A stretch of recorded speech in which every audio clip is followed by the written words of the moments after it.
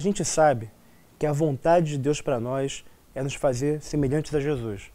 É por isso que João nos ensina que aquele que diz que está em Cristo também deve andar como Cristo andou.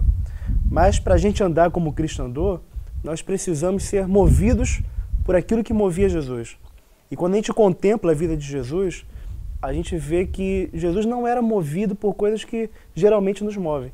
Jesus, por exemplo, não era movido pela necessidade de elogio. A presença ou a ausência de elogios não afetava de forma alguma a clareza que Jesus tinha de sua missão.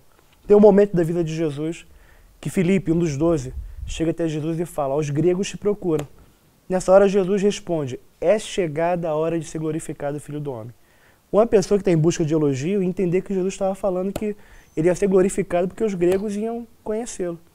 Mas, em vez de se apresentar aos gregos ou realizar algum milagre extraordinário, fabuloso para despertar a atenção dos gregos, ou pregar um dos seus melhores sermões, Jesus começa a falar da sua morte. Fala que o grão de trigo, caindo na terra, se cair na terra e não morrer, ele fica só, mas se ele morrer, ele produz muito fruto. Está falando da sua morte, da sua entrega, da sua crucificação. Porque a glória que Jesus buscava não era a glória que vinha dos gregos, não era a glória que vem dos homens, é a glória que vem de Deus, e é isso que movia Jesus. Jesus não era movido, não era afetado, não se detinha pela rejeição dos homens. Ele foi rejeitado pelos seus, pelo seu povo, foi rejeitado pelos seus irmãos, mas isso de forma alguma afetou a missão de Jesus. Foi abandonado pelos seus discípulos, foi traído por um deles, foi negado por outro, mas isso de forma alguma afetou a clareza que Jesus tinha de sua missão e a sua determinação em cumprir a vontade do Pai.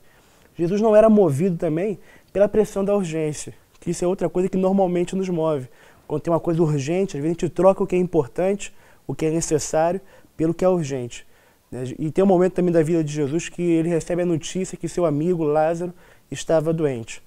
E quando ele recebe a notícia, Jesus tinha o poder para curar Lázaro. Poderia curar à distância, poderia chegar lá rápido e curar Lázaro, mas ele não cura Lázaro. E quando ele chega até a família de Lázaro, já era o 4º dia desde que Lázaro havia morrido. Jesus poderia ter curado Lázaro antes, mas por ele não ter sido movido pela urgência de operar o milagre da cura, ele acabou realizando um milagre maior, que foi o milagre da ressurreição. Se ele fosse movido pela urgência, talvez ele curaria Lázaro. Mas como ele não foi movido pela urgência, mas por fazer a vontade de Deus, ele operou um milagre maior, que foi ressuscitar Lázaro dentre os mortos. Então Jesus não era movido pela pressão da urgência, e nós também não devemos ser movidos por isso, nós devemos ser movidos pela clareza de qual é a vontade do Pai.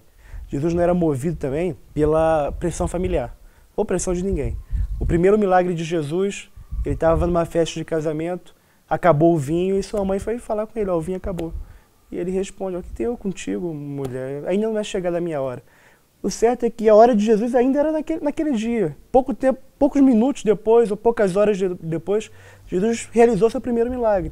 Mas o momento que Maria pediu não era o momento de Jesus ainda. Porque quando Jesus tem hora para fazer algo, ele tem hora, minuto, segundo marcado. E nada afeta Jesus.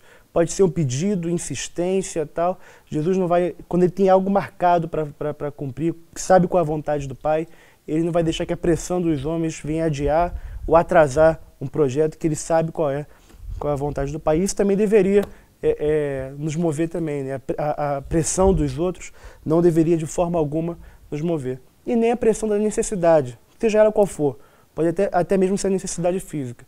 Jesus estava no deserto, com fome, e o diabo veio tentá-lo, dizendo: "Transforma essas pedras em pães." E Jesus respondeu simplesmente dizendo que nem só do pão vive o homem, mas de toda palavra que procede da boca de Deus, é disso que vive o homem. Então, a necessidade física, a necessidade financeira, a pressão seja da urgência, das circunstâncias, a pressão vinda dos homens, de amigos, de familiares, de inimigos que seja também, a busca por elogios, a fuga da rejeição, nada disso movia Jesus. O que movia Jesus era a vontade do Pai, era a vontade do Pai. Essa oração dele, ali no Getsemane, falou: "Pai, se possível for, afaste de mim esse cálice, contudo, faça a tua vontade, não a minha." Então é isso que deveria nos mover também. Se a gente tem que andar como Cristo andou, a gente tem que ser movido pelo que moveu de Jesus, que é o desejo de fazer a vontade do Pai e de glorificar o Pai em tudo. Então, pense sobre isso, reflita, pense, medite sobre a tua vida, aquilo que te move ou te detém, e sobre aquilo que movia Jesus.